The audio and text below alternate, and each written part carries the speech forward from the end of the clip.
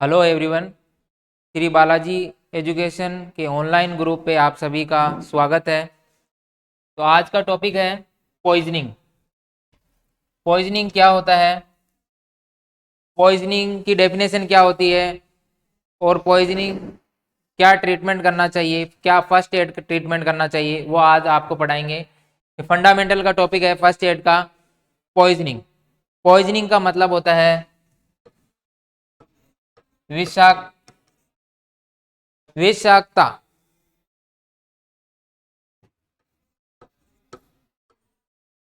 यानी पॉइजन का मतलब होता है विष। हिंदी में मीन होता है विष, मतलब पॉइजन का मतलब होता है जहर। जहर कैसे फैलता है? तो एनी सब्सटेंस, ऐसे substance that can cause serious danger और death if taken into the body by any route is called poison. अगर कोई बॉडी से ऐसे पदार्थ जो किसी भी विधि द्वारा शरीर में लेने से गंभीर डैमेज या मृत्यु होने की संभावना रहती है, उसे क्या कर सकते हैं? उसे कहते हैं विष, यानी पॉइजन कहते हैं। विष कहते हैं, पॉइजन कहते हैं। तो ऐसे सब्सटेंस जो बॉडी के अंदर जाने के बाद में वो क्या कर सकते हैं? एक डिजीज पैदा कर सकते हैं, सीवियर डिजीज पैदा कर सकते हैं, या उनकी वजह से डेथ हो सकती है। तो उनको क्या कहते हैं? पॉइजन कहते हैं। और इस प्रक्रिया को पॉइजनिंग कहते हैं।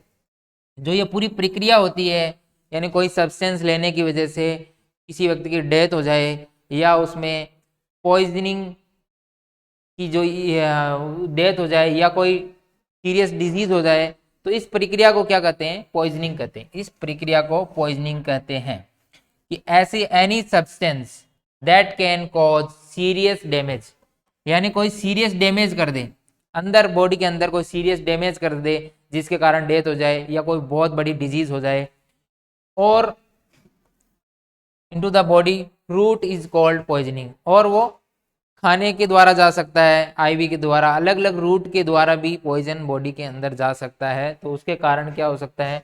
पॉइजनिंग की कंडीशन पैदा हो जाती है, बॉडी में पॉइजन फैल जाता है, और वो प्रक्रिया पॉइजनिंग की कंडीशन कहलाती है। तो this process is known as poisoning. ये जो प्रोसेस है तो उसको कहते हैं पॉइजनिंग। तो आई थिंक सबको समझ में आ गया होगा पॉइजनिंग क्या होती है। पॉइजनिंग, पॉइजन क्या होता है? ऐसा कोई भी सब्सटेंस जो बॉडी में इंटर करने के बाद में ऐसी रिएक्शन करता है जिसके कारण उसकी डेथ हो सकती है, या कोई सीवियर डिजीज हो सकती है, तो उसे कहते हैं पॉइजनिंग। तो पॉइजन, रूट ऑफ पॉइजनिंग, तो अलग अलग रूट होते हैं पॉइजनिंग के। पॉइजनिंग के रूट क्या क्या हैं? तो पॉइजनिंग के रूट है सबसे पहला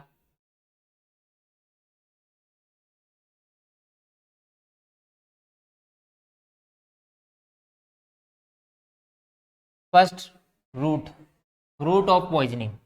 रूट ऑफ पॉइजनिंग का मतलब होता है विष ग्रहण करने के मार्ग, यानी किस किस मार्ग से पॉइजन ग्रहण करते हैं जिसके कारण पॉइजनिंग की कंडीशन हो सकती है। तो सबसे पहला है इंजेक्शन। विष कर ग्रहण करने के मार्ग, रूट ऑफ पॉइजनिंग। विष कैसे बॉडी के अंदर जा सकता है, क्या क्या कारण हो सकते हैं? तो बहुत से निम्न कारण होते हैं, उनमें से सबसे पहला है इंजेक्शन। इंजेक्शन का मतलब होता है अंतःग्रहण। अंतःग्रहण, अंतःग्रहण इसका मतलब होता है, अंतःग्रहण मतलब सोलो करना, बाय सोलोइंग ए लिक्विड और सॉलिड सब्सटेंस। लिक्विड रूप में हो सकता है या सॉलिड रूप में हो सकता है, मतलब या तो द्रव रूप में हो सकता है, द्रव में हो सकता है, या ठोस में हो सकता है। तो ऐसा सब्सटेंस या तो लिक्विड के रूप में हो सकता है, या फिर क्या, ठोस के रूप में, सॉलिड के रूप में हो सकता है। तो वो क्या कर देता है? सोलो करने से वो क्या है? पॉइजनिंग की कंडीशन हो सकती है। यानी कोई ऐसा पॉइजनस पदार्थ होता है जो या तो लिक्विड रूप में हो सकता है या सॉलिड रूप में हो सकता है। अगर उसको पेशेंट या कोई भी पर्सन सोलो कर लेता है, यानी निगल लेता है, अंतःग्रहण कर लेता है, तो उसके कारण क्या हो सकता है, पॉइजनिंग की कंडीशन पैदा हो सकती है और बॉडी में पॉइजन फैल सकता है। तो सेकंड रीजन हो गया इनहेलेशन। इनहेलेशन का मतलब होता है, इनहेलेशन का मतलब होता है अंतः शोषण। हिंदी में इसका मतलब होता है अंतः शोषण। इनहेलेशन का मतलब हो गया हिंदी में अंतः शोषण। तो bye inhaling of toxic gases, toxic कुछ गैसेस होते हैं जैसे CO2 गैसेस हो गई, तो कुछ गैसेस हैं जो क्या बॉडी में जाने के बाद में क्या है, पॉइजनस पैदा कर सकती है, उसके कारण पेशेंट की डेथ हो सकती है। तो दूसरा जो रूट हो गया वो है इनहेलेशन यानी अंतःग्रहण। इनहेल बाय टॉक्सिक गैसेस, कुछ टॉक्सिक गैसेस होती है जिसके द्वारा बॉडी के अंदर पॉइजनस की कंडीशन पैदा हो सकती है। तो सेकंड हो गया आपका इनहेलेशन। उसके बाद में है थर्ड इंजेक्शन। इंजेक्शन, इंजेक्शन का मतलब हो गया injection, injecting the toxic substance, कोई भी टॉक्सिक सब्जेक्ट स्किन के अंदर इंजेक्ट किया जाए इंजेक्शन के द्वारा into the skin with the help of needle और सिरिंज।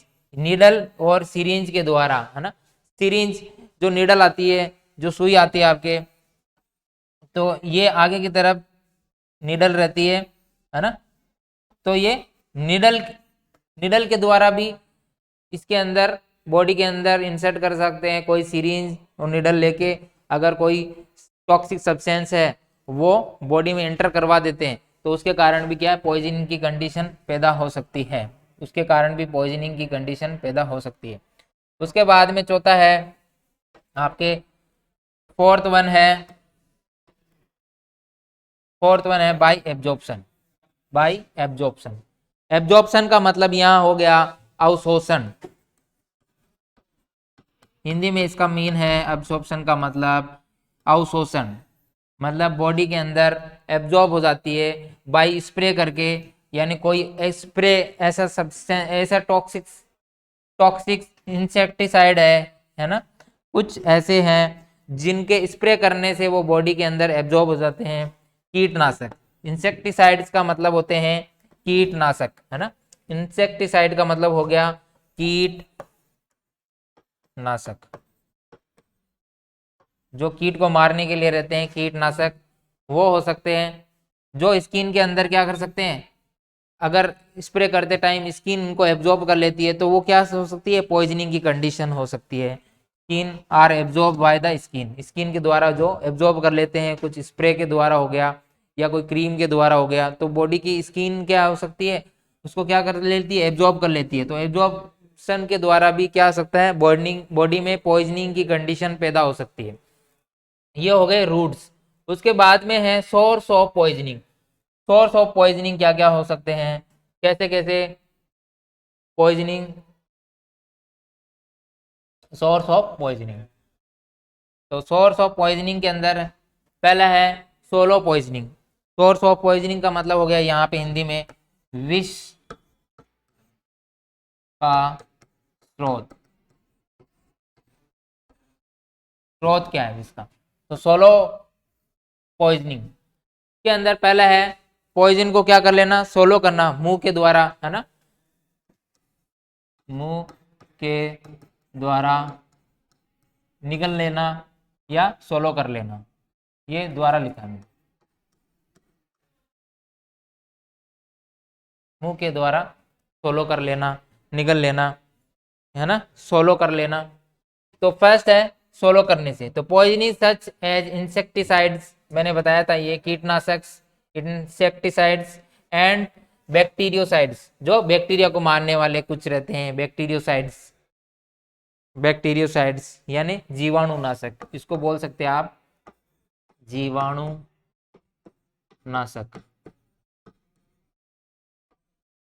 जीवाणुनाशक।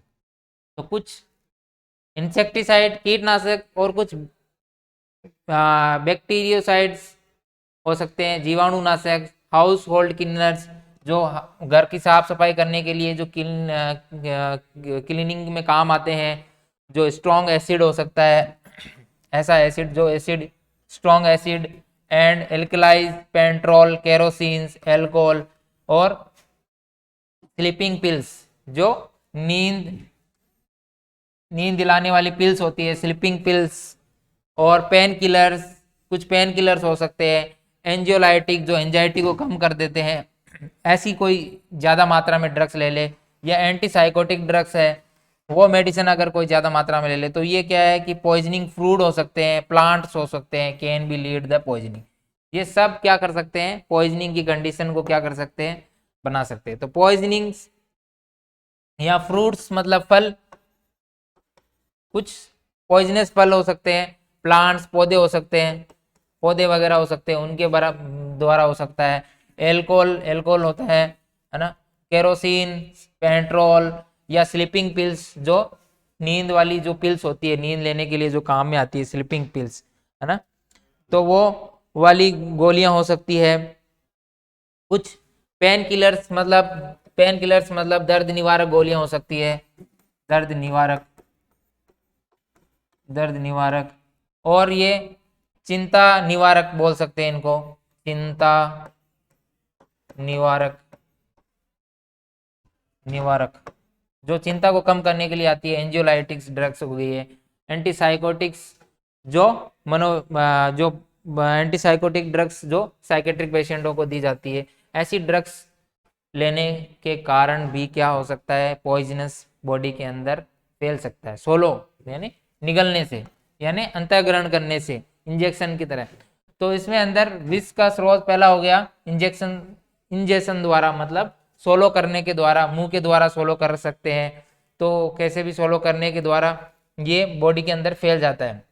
तो इंसेक्टिसाइड का मतलब हो गया कीटनाशक, बैक्टीरियासाइड मतलब जीवाणुनाशक, हाउस होल्ड क्लीनर्स कुछ आते हैं जैसे फिनाइल, फिनाइल वगैरह घर को साफ करने के लिए। स्ट्रॉन्ग एसिड हो सकते हैं, और उसके बाद में एल्कलाई हो सकते हैं, पेट्रोल हो सकता है, केरोसिन हो सकता है, एल्कोहल हो सकता है, स्लीपिंग पिल्स हो सकती है, पेन किलर हो सकता है, एंजियोलाइटिक्स हो सकते हैं, एंटीसाइकोटिक्स मेडिसिन हो सकती है, पॉइजनस फ्रूट फॉर प्लांट्स, कुछ भी ऐसे पदार्थ जो पॉइजन कर सकते हैं वो लेने से क्या हो सकता है, पॉइजनिंग की कंडीशन पैदा हो जाती है। तो ये हो गया फर्स्ट सोर्स, हो गया सोलो पॉइजनिंग, सोलो यानी अंतःग्रहण कर द्वारा, मुंह के द्वारा करने से। दूसरा है इसके बाद में इनहेल, सेकंड है इनहेल, सेकंड है आपका इनहेल, इनहेल करना मतलब अभी मैंने बताया था, इनहेल का मतलब होता है श्वास द्वारा, श्वास के द्वारा, श्वास के द्वारा, श्वास के द्वारा, श्वास के द्वारा अंतर शोषण करना, श्वास के द्वारा लेना। Inhalation of toxic gases can be cause acute poisoning symptoms. कुछ भी ऐसी इनहेलेंट गैसेज होती है जो क्या टॉक्सिक गैसेज होती है, जिसको इनहेल करने से क्या पॉइजनिंग की कंडीशन पैदा हो सकती है। This poisoning gases after entering the body reduce the amount of oxygen. ये क्या कर देती है, बॉडी में एंटर होते ही क्या कर देती है, ऑक्सीजन जो होती है अपनी बॉडी के अंदर, जो सांस लेते हैं अपन तो ऑक्सीजन आती है, तो वो ऑक्सीजन की डिमांड को कम कर देती है। Inhale air to reduce the oxygen carry capacity in the blood, और ब्लड के अंदर ऑक्सीजन की कैपेसिटी कम हो जाती है, और ऑक्सीजन कम होने से क्या होता है, बॉडी में प्रॉपर ऑक्सीजन नहीं पहुंच पाती है, जिसके कारण क्या होता है, हाइपोक्सिया की कंडीशन हो जाती है ना, और उसके बाद में शॉक की कंडीशन भी हो सकती है। तो damage of the mucus membrane के कारण क्या, mucus membrane of the respiratory tract, respiratory tract की क्या हो सकती है, म्यूकस मेम्ब्रेन जो होती है वो डैमेज हो जाती है, और it does not allow, it does not allow the oxygen present in the air to be absorbed in the blood from the lungs, और वो क्या कर सकती है, उसके बाद में क्या लंग्स क्या एब्जॉर्ब नहीं कर पाते हैं, जिसके कारण क्या हो सकती है, ऑक्सीजन की कमी आ जाती है, और in this way it affect the respiratory function of the person, और वो रेस्पिरेटरी फंक्शन क्या है उसका अफेक्ट हो जाता है। तो कुछ भी जहरीली गैस, जहरीली गैसेज है, या टॉक्सिक गैसेज का मतलब है कुछ जहरीली गैसेज है जिनके इनहेल करने से क्या हो सकता है, शरीर में जहरीली गैस से प्रवेश करने से वायु में ऑक्सीजन की मात्रा घटा देती है, जो ऑक्सीजन की मात्रा है बॉडी के अंदर वो कम हो जाती है, उसके कारण क्या होता है, ऑक्सीजन कैरी करने की कैपेसिटी कम हो जाती है, म्यूकस मेम्ब्रेन क्या हो जाती है, डैमेज हो जाती है, और लंग्स के अंदर ऑक्सीजन को फेफड़ों से रक्त में एब्जॉर्ब नहीं कर पाता है, और उसके कारण this way is affect the respiratory function of the person. तो इसके कारण क्या हो सकता है, रेस्पिरेटरी फंक्शन अफेक्ट हो जाता है। डोमेस्टिक गैसेज कुछ हो सकती है, डोमेस्टिक गैसेज,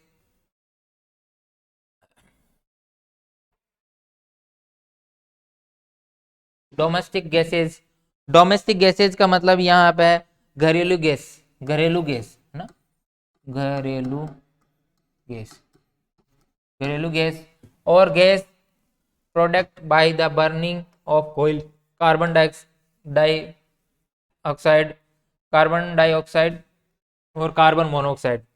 जो घर में आप लकड़ी वगैरह कोयल मैंने कोयला जलाते हो, उसके कारण कार्बन डाइऑक्साइड हो सकती है और मोनोऑक्साइड हो सकती है, कार्बन मोनोऑक्साइड हो सकती है, और वेपर ऑफ अमोनिया, अमोनिया के कारण पॉइजनिंग हो सकती है, और gas coming from the inter running of petroleum substance cause of difficulty in breathing. जो कुछ पेट्रोलियम, जो पेट्रोल से चलने वाले जो रहते हैं उनमें भी क्या रहता है, धुआं निकलता है, तो उसके कारण भी हो सकता है। पेट्रोलियम पदार्थ रहते हैं ना, पेट्रोलियम पदार्थ के जलने से इंजन में gas coming from the engine running on petrol substance, जो पेट्रोल से चलने वाले कुछ इंजन रहते हैं उनके निकलने वाले धुआं से भी क्या पॉइजनिंग हो सकती है। तो it is cause of difficulty on breathing, और उनके कारण ब्रीदिंग डिफिकल्टी हो जाती है। उसके बाद में थर्ड है, तीसरा है इसके अंदर इंजेक्ट पॉइजनिंग, पॉइजन के इंजेक्ट करने के कारण भी बॉडी के अंदर पॉइजन फैल सकता है। त्वचा के अंदर यानी स्किन के अंदर इंजेक्ट करने से भी पॉइजन फैल सकता है। तो इंजेक्शन इनटू द स्किन, यानी स्किन के अंदर आपको इंजेक्ट कर दिया, तो कोई एनाल्जेसिक ड्रग्स हो सकती है, एनाल्जेसिक यानी पेन किलर्स है ना, एनाल्जेसिक का मतलब यहाँ पे है पेन किलर्स, पेन किलर्स दर्द निवारक, एंजाइटिक्स चिंता निवारक, मतलब जो एंजाइटी को कम करती है वो ड्रग्स हो सकती है, हिप्नोटिक ड्रग्स हो सकती है, other injectable into the body and large amount lead to poisoning. अगर कोई और भी ड्रग्स है, अगर वो लार्ज अमाउंट में ले है तो वो पॉइजनिंग पैदा कर सकती है। तो ड्यू टू स्टिंग और bite of the poisoning insect like scorpion snakes, अगर कोई स्कॉर्पियन का मतलब यहाँ पे है बिच्छू, स्कॉर्पियन होता है बिच्छू, बिच्छू और सांप, सांप, सांप के काटने से भी क्या हो सकता है, पॉइजनिंग फैल सकता है, बिच्छू के काटने से और सांप के काटने से, है ना, बिच्छू और सांप के काटने से भी पॉइजनिंग हो सकता है। तो इसके कारण भी हो सकता है, बिच्छू और सांप के कारण। उसके बाद में the get poisoning absorb by the skin और स्प्रेड इन द बॉडी, और वो स्किन के द्वारा एब्जॉर्ब हो जाता है और वो बॉडी के अंदर स्प्रेड हो जाता है। तो ये मोस्ट ऑफ द स्रोत से सोर्सेज थे, कि सोर्सेज में 3 सोर्सेज होते हैं। आपका फर्स्ट सोर्सेज होता है सोलो के द्वारा, दूसरा सोर्सेज होता है इनहेल के द्वारा, और थर्ड है इंजेक्शन के द्वारा। तो ये कोई भी एनाल्जेसिक्स ड्रग्स हो सकती है, एंजाइटिक ड्रग्स हो सकती है, हिप्नोटिक ड्रग्स हो सकती है, अदर कोई एक्स्ट्रा ड्रग्स होती है, स्टिंग बाइट यानी डंक मारने से, तो स्कॉर्पियो यानी बिच्छू और सांप के डंक मारने से भी पॉइजन फैल सकता है। ये हो गए स्रोत। उसके बाद में sign and symptoms, sign and symptoms, sign and symptoms का मतलब है, साइन एंड सिम्टम्स मतलब लक्षण एंड चिन्ह, लक्षण, पॉइजनिंग के क्या साइन एंड सिम्टम नजर आएंगे, पॉइजनिंग के अंदर कौन से साइन एंड सिम्टम नजर आएंगे। तो पॉइजनिंग के अंदर जो साइन एंड सिम्टम नजर आएंगे वो है पहला abdomen pain, abdomen pain, abdomen pain मतलब पेट दर्द, एब्डोमन पेन होगा, पेट में दर्द होगा, पेट दर्द, पॉइजन खाने से पेट में दर्द होगा। अगर किसी ने इंजेक्शन मतलब अंतःग्रहण कर लिया है, इंजेक्ट कर लिया है, अंदर ले लिया है, गले के द्वारा सोलो कर लिया है, तो पेट दर्द होगा, ऑफ कोर्स पेट दर्द होगा। उसके बाद में burning pain in alimentary canal, alimentary canal का मतलब यहाँ है कि आप खाना खाते हो तो वो एलिमेंट्री कैनाल के द्वारा स्टोमक में जाता है, और स्टोमक के द्वारा फिर इंटेस्टाइन में जाता है, और फिर वो लार्ज इंटेस्टाइन में जाता है, और फिर बॉडी से बाहर निकल जाता है। तो ये सीधा आप पॉइजन को खाओगे तो वो आपके एलिमेंट्री कैनाल में बर्निंग सेंसेशन पैदा कर सकता है। बर्निंग सेंसेशन का मतलब होता है जलन, जैसा पेन होगा, बर्निंग सेंसेशन होगा, और एक्सेसिव डायरिया हो सकता है, एक्सेसिव डायरिया। तो अगर पॉइजन इंजेक्ट करोगे तो डायरिया हो सकता है, दस्त लग सकती है, डायरिया का मतलब हो गया दस्त, तो दस्त हो सकती है, डायरिया हो सकता है। फीलिंग ऑफ थ्रस्ट, बहुत अत्यधिक क्या लगेगी उसको, प्यास लगेगी। थ्रस्ट का मतलब है यहाँ पे प्यास लगना, फीलिंग ऑफ थ्रस्ट का मतलब हो गया प्यास लगना, प्यास लगना। फीलिंग ऑफ थ्रस्ट का मतलब हो गया प्यास लगना। वॉमिटिंग का मतलब हो गया उल्टी, उल्टी हो सकती है पेशेंट को। तो पॉइजन खाने से क्या होगा, उल्टी होगी, क्योंकि पॉइजन बॉडी को सूट नहीं करेगा। जैसे फूड पॉइजनिंग हो जाती है तो उल्टी कर देता है। ब्रीदिंग डिफिकल्टी, अगर कोई गैस पॉइजनिंग हो गई तो ब्रीदिंग डिफिकल्टी होगी, सांस लेने में कठिनाई, तो ये होगी श्वास लेने में कठिनाई, ब्रीदिंग डिफिकल्टी, सांस लेने में क्या हो जाएगी, कठिनाई होगी जाएगी। उसके बाद में डिक्रीज यूरिन आउटपुट, उसका क्या होगा, यूरिन आउटपुट मतलब जो पेशाब है, मूत्र है, वो कम हो जाएगा, यूरिन आउटपुट कम हो जाएगा। उसके बाद में साइनोसिस, साइनोस की मतलब हो गया स्किन का नीला पड़ जाना। चेस्ट पेन हो सकता है, सीने में दर्द हो सकता है, साइनोसिस स्किन का नीला पड़ जाना है ना। उसके बाद में दूसरे सिम्टम्स हैं आपके, कफ खांसी हो सकती है, और पाल्पिटेशन हो सकता है। कफ का मतलब है यहाँ पे खांसी। इंजेक्शन का मतलब अगर कुछ इनहेल कर लिया है, कुछ पॉइजन इनहेल कर दिया है, जैसे CO2 वगैरह गैसेज आ गई, तो वो क्या ऑक्सीजन की डिमांड कम होगी, तो उसके कारण कफ कफ वगैरह हो सकता है। पाल्पिटेशन होगा, यानी पल्स अधिक तेज और पाल्पेट होगी तो पाल्पिटेशन हो सकता है। डिजीनेस यानी चक्कर आना। डबल विजन, दो विजन दिखाई देना, डबल विजन यानी दो विजन दिखाई देना, दो दो दिखाई देते हैं, ये सिम्टम नजर आ सकते हैं। डिजीनेस का मतलब मैंने बताया था, चक्कर आना, चक्कर आना।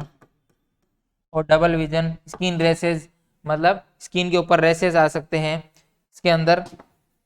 डबल विजन का मतलब हो गया दोहरा विजन, दोहरा विजन, दो दिखाई देना मतलब। स्किन रेसेस हो सकते हैं। स्किन रेसेस के बाद में शॉर्टनेस ऑफ ब्रीदिंग हो सकती है,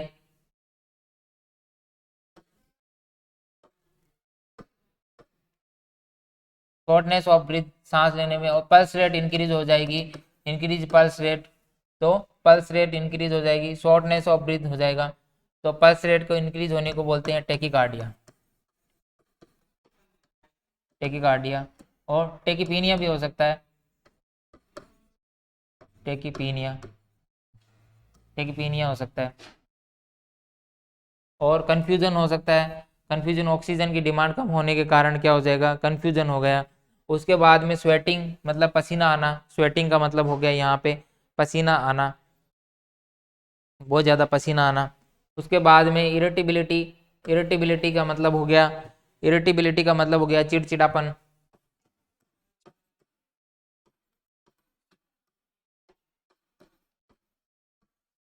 चिड़चिड़ापन होगा। कन्वर्जन आ सकते हैं, दौरे आ सकते हैं, दौरे आ सकते हैं। कन्वर्जन का मतलब हो गया दौरे आना, दौरे आना, ठीक है, कन्वर्जन आ सकते हैं। उसके बाद में है कोल्ड स्किन, स्किन उसकी ठंडी हो सकती है स्किन। और अनकॉन्शियस का मतलब हो गया बेहोश, बेहोश हो सकता है।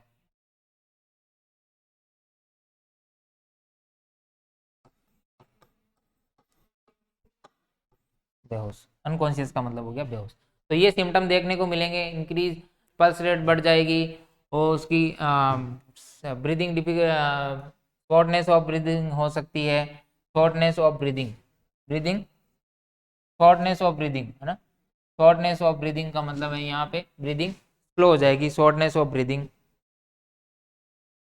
तेज तेज सांस चलना, शॉर्टनेस ऑफ ब्रीदिंग के कारण क्या होगी, तेज तेज सांस का चलना, तेज तेज सांस चलना।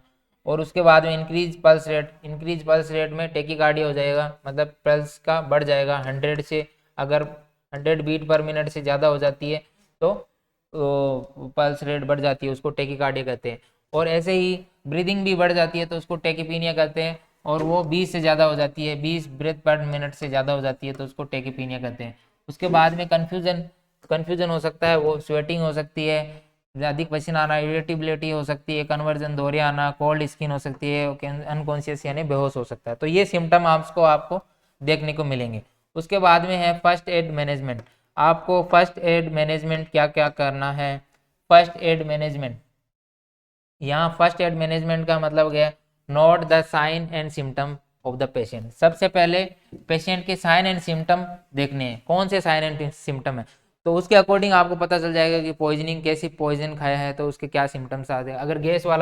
अगर गैस की कुछ पॉइजनिंग हुई है तो उसके अंदर ऑक्सीजन की कमी होती है। अगर कुछ इंजेक्शन कर लिया है, कुछ खा लिया है, तो सबसे पहले क्या करने के देखते हैं, साइन एंड सिम्टम देखते हैं, उसके लक्षण देखते हैं, क्या उसके अंदर लक्षण आ रहे हैं। तो उसके बाद में देखते हैं for information about the poisoning look at any spacious object like medicine बोतल वेपर्स। अगर आप वहाँ पेशेंट को देखते हो तो उसके पास में जो भी सस्पेशियस ऑब्जेक्ट पड़े हैं, जैसे मेडिसिन की बोतल पड़ी हो, वेपर्स पड़ा हो, लिक्विड कलेक्ट करना है, वॉमिट्स हो गई हो, तो आपको क्या है, सैंपल भी लेना है, coming out from the mouth, और नोटिफाई द पुलिस, और पुलिस को इन्फॉर्म करना है। तो सबसे पहले क्या करना है आपको, जो भी पॉइजन के बारे में जो भी संदेहास्पद वस्तु है, सबसे सस्पेशियस का मतलब है कोई भी संदेह वाली चीज है, तो वहाँ दवाई की बोतल हो सकती है, रेपर हो सकता है, डिब्बा हो सकता है, तो वो आपको क्या करना है, आदि को देखें, और उस पेशेंट के जो मुंह से निकलने वाला है तो उससे क्या वोमिटिंग हो सकता है, लिक्विड हो सकता है, तो उसको कलेक्ट करें और वो नोटिफाई करें पुलिस को क्या करें, नोटिफाई करें। इसके बाद में मेक द पेशेंट को क्या करें, सुपाइन पोजीशन के अंदर लेटा दें। Make the patient lie down on flat floor, यानी जो फ्लोर है, जो समतल फ्लोर है उसके ऊपर लेटा दे। फर्श, समतल फर्श है, समतल फर्श, उसके ऊपर लेटा दें। Put A pillow under the head, उसके हेड के नीचे पिलो लगा दें, यानी तकिया लगा दें। पिलो का मतलब है यहाँ पे तकिया। और उसके the clothes of the patient should be loose, यानी उसके जो क्लॉथ है अगर वो टाइट है तो उनको लूज कर दे, ढीला कर दे, उनके कपड़े को क्या कर देते हैं, पेशेंट के कपड़े को क्या कर दें, लूज कर दे, ढीला कर दे। उसके बाद में नेक्स्ट है, इफ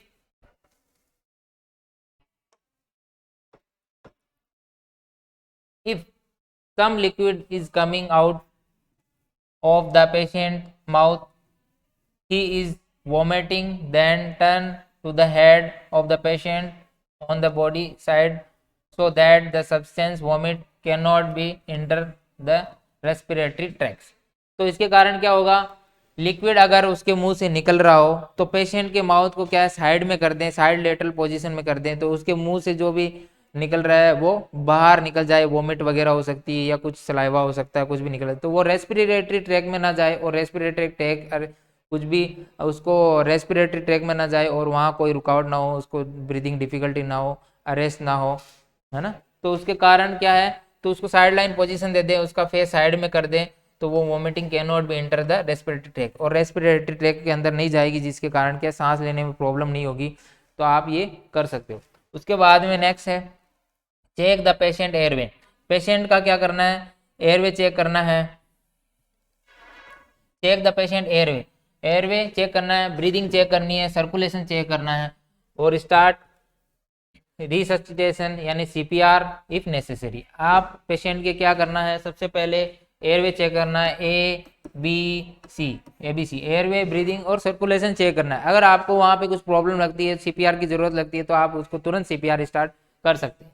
उसके बाद में if the patient having any seizures protect from injury. अगर पेशेंट को कोई सीजर आ गए, दौरे आ गए, या सीजर का मतलब है यहाँ दौरे आना, कन्वर्जन, तो अगर पेशेंट को कोई सीजर या दौरे आ रहे हैं तो उसको पेशेंट को उसकी सेल्फ इंजरी से बचाना है, क्योंकि दौरे आने से वो पेशेंट गिर सकता है, बेड से गिर सकता है, सर पे चोट लग सकती है, तो उसको सेल्फ फ्रॉम इंजरी से उसको बचाना है। उसके बाद में है the keep the patient in A comfortable position and give reassurance. Patient को क्या है, कंफर्टेबल पोजीशन के अंदर लेटा दे और रीएश्योर करे, उसे भरोसा दिलाएं, भरोसा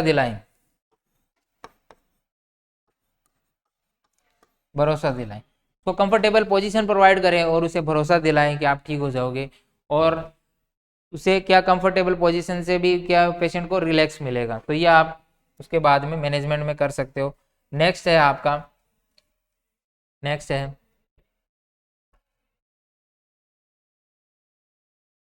if the patient is conscious try to induce vomiting by the putting two fingers.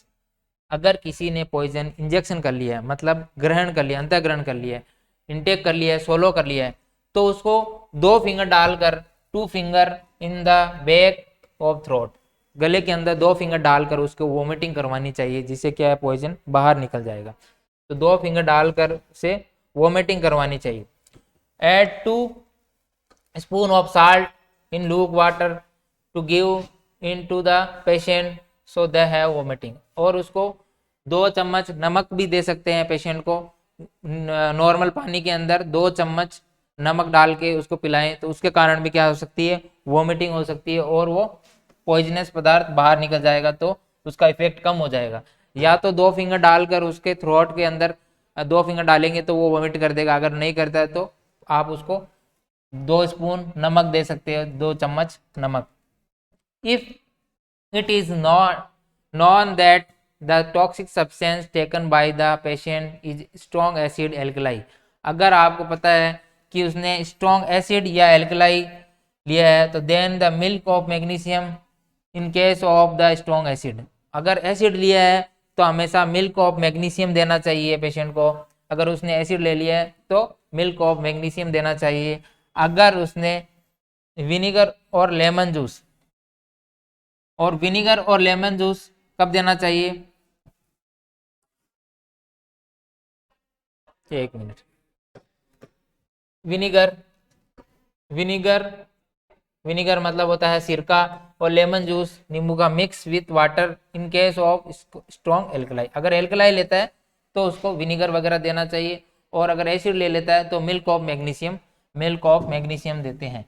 और अगर एल्कलाई लेते हैं तो विनीगर, सिरका दे सकते हैं, लेमन जूस दे सकते हैं। Should be taken in 4 to 6 गिलास, और 4 to 6 गिलास देना है। उसके बाद give to water the patient his weakness of the intensity of the toxic substance and come out through the vomiting, जो भी है वो वोमिटिंग के द्वारा बाहर निकल जाएगा, इसलिए आप उसको विनेगर और सिरका वगैरह दे सकते हैं। उसके बाद में if the patient is unconscious, अगर पेशेंट अनकॉन्शियस है मतलब बेहोश है, बेहोश है, अनकॉन्शियस है, तो do not try to induce vomiting, तो उस टाइम उसको वॉमिटिंग कराने की कोशिश नहीं करनी है। अगर पेशेंट बेहोश है तो उसको वॉमिटिंग कराने की कोशिश नहीं करनी है, क्योंकि जब बेहोश की कंडीशन में पेशेंट वॉमिटिंग करेगा तो वो क्या करेगा, रेस्पिरेटरी ट्रैक के अंदर चला जाएगा और उसके कारण एस्पिरेट हो सकता है और पेशेंट की डेथ हो सकती है। तो make the patient lie down on the hard flat bed on the back, do not put pillow under the head, और अगर अनकॉन्शियस है तो उसके में सर के नीचे पिलो भी नहीं लगाना चाहिए। और turn the head one side, और उसका हेड को क्या करना चाहिए, वन साइड में टर्न कर देना चाहिए, जिसके कारण बेहोश व्यक्ति अगर वॉमिट भी करता है या कुछ सलाइवा निकलता है तो वो रेस्पिरेटरी ट्रैक के अंदर नहीं जाएगा। उसके बाद में in this poison the substance of vomiting will not block it going into the respiratory tract, और वो क्या होगा, वो वॉमिटिंग जो भी है वो रेस्पिरेटरी ट्रैक को ब्लॉक नहीं करेगा, एयरवे को ब्लॉक नहीं करेगा, और वो बाहर निकल जाएगा। यही मैंने बताया था अभी। तो उसके बाद में नेक्स्ट है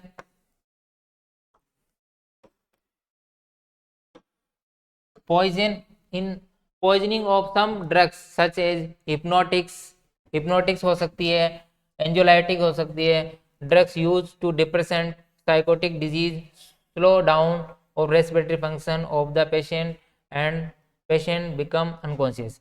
ये जो ड्रग्स होती है, एंजियोलाइटिक ड्रग्स होती है, हिप्नोटिक ड्रग्स होती है, डिप्रेशन ड्रग्स हो सकती है, साइकोटिक ड्रग्स डिजीज के कारण वो क्या कर देती है, रेस्पिरेटरी फंक्शन को क्या कर देती है, स्लो कर देती है, जिसके कारण पेशेंट क्या धीरे धीरे बेहोश होने लगता है।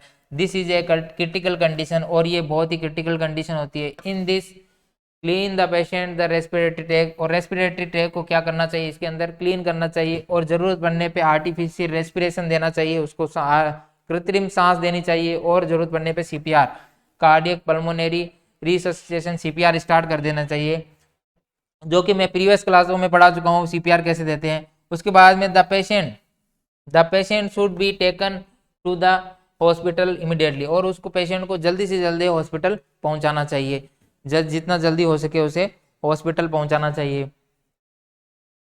तो आज का टॉपिक था पॉइजनिंग्स, सभी को आई होप सभी को पसंद आया होगा।